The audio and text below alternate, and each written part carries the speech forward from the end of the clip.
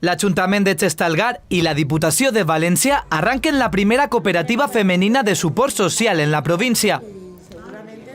Estem davant un projecte pioner nascut per la necessitat de formalitzar l'assistència d'un grup de dones que presten la seva ajuda a Xestalgar a través de la cura de persones majors.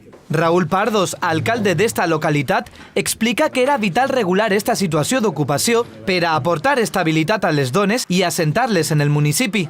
Las mujeres son necesarias para fijar la población en el territorio. Xestalgar es un pueblo que ha tenido y tendrá mucha vida, y para eso necesitamos que las mujeres puedan hacer su vida y puedan trabajar en el medio rural, que es donde quieren vivir. Somos 9 y queremos trabajar todas y trabajar fuera de aquí también. También en los pueblos de al lado necesitan ese servicio. O sea, este servicio ahora mismo no se está ofreciendo en ningún pueblo de la comarca. El paper de la Diputació de València està sent clau en el desenvolupament de la cooperativa, demostrant una vegada més el suport als ajuntaments. I és que des de la corporació s'ha contribuït econòmicament per a permetre que el grup d'integrants puga conèixer de primera mà el treball que es realitza en un projecte similar d'Alburquerque.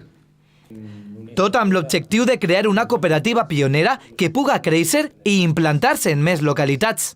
I és la veritat que un projecte pioner, són moltíssims els pobles que estan demanant informació d'aquest projecte ací en Xestalgar, i la Diputació, en tot el que puguem, estarem al costat d'elles, evidentment. Entre els serveis de la cooperativa de Xestalgar destaca l'atenció als majors, les cures especials i la prestació de menjar en domicilis. Una sèrie d'accions que ajuden als habitants d'este municipi valencià.